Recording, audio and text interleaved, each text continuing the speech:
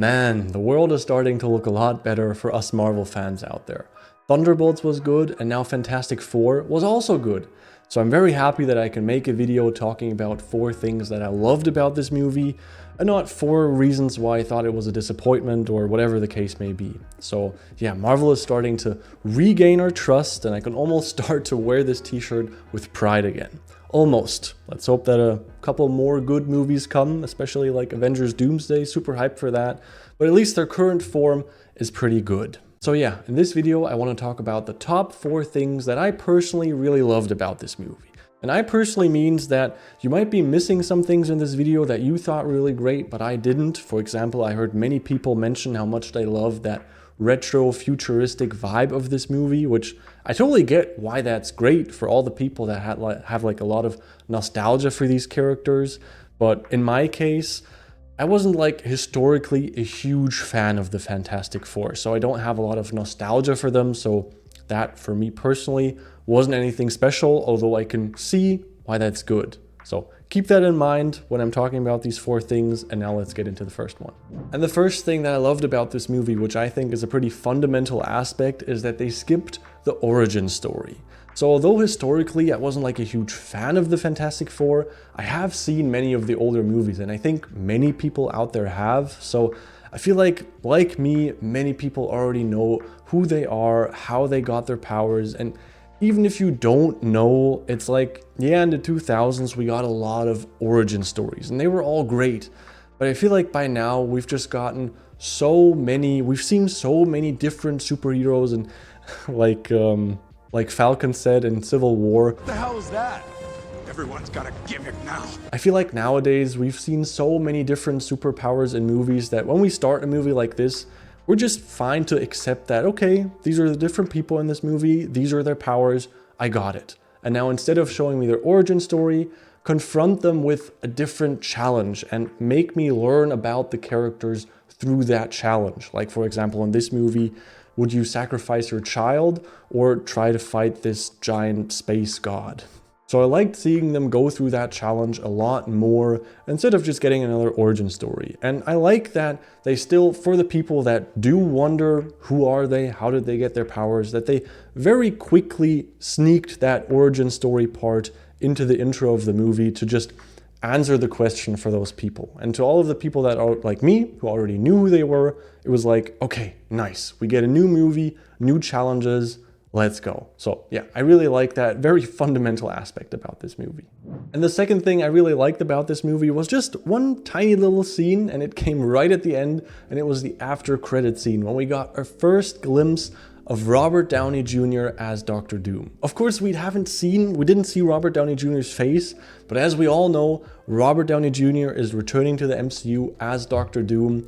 And it was really cool to get that brief scene of seeing him actually in the movie. Like coming from the Comic-Con when we saw that Robert Downey Jr. is actually going to play Dr. Doom and we saw him in that outfit, to now, I don't know, what's it been, a couple of months, a year, 2 years, to actually seeing him in the movie. Although it was just the after credit scene, really cool. I love that, and it made me super excited for the future.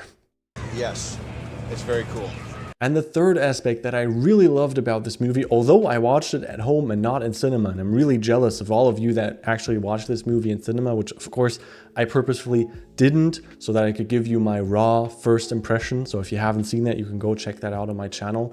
But what I'm talking about are the epic shots in this movie that were just, there wasn't just one, but there were several shots all throughout the movie where when we got it, it like really made me pause and go like, wow, that looks amazing. Like even for me at home, but in cinema, I can't imagine. Like I know it's a lot of CGI, but still the shot composition was just so nice. And they knew it too. Like every time when we got that, they really paused for a while and gave us enough time to actually appreciate that shot and absorb it, feel the gravity of it. And yeah, I love it when in movies you have like these moments where you can just stop the movie at any point in that scene and you would have like a beautiful picture that anybody would want to hang up in their room. And there were a lot of these moments in this movie, and I really love that. It really enhanced the quality of that movie for me.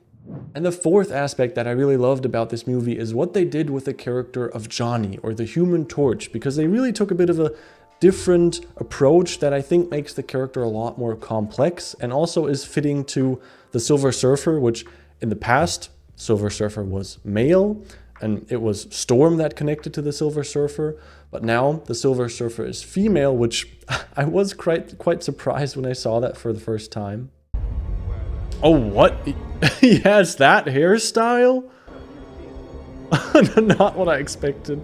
She's a woman?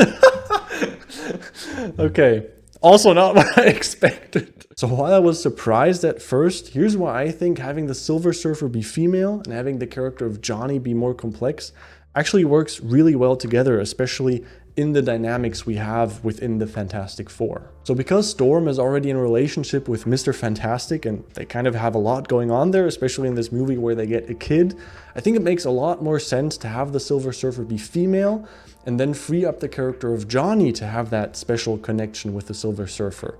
And then of course it fits really well with having Johnny be a bit more complex, because it's not like just a sexual romantic connection that he has to the Silver Surfer, but he actually figures out a smart solution. Like, Johnny is actually not just a player in this movie, but he's actually smart and works at the problem and learns her language and connects with her through that, which I think worked really well, utilized both characters a lot better, and, you know, Storm and Mr. Fantastic had their own thing going on and Johnny could have his thing with the Silver Surfer. So I really like that, especially compared to the older movies. I think that worked a lot better.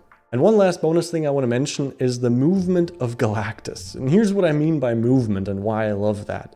So while the character of Galactus didn't get a lot of character development in this movie, which I think for now was fine, hopefully we'll get more of that in the future, I think they really nailed the feeling of scale when it comes to him. And of course there's a lot visually that's important for him, for that to make a character feel big, but I feel like the movement is what you really need to get right. And I think they really did in this movie. It gave me like Pacific Rim vibes, where I already loved the huge robots there. And the way they had Galactus move once he actually got out of the chair was like really slow, like how you would imagine a giant like that, no matter how powerful he is, would actually move. So I loved how they made him feel. He really felt like a huge, imposing figure, and I can't wait to see more of him since they only teleported him away, so I'm sure he'll come back in the future.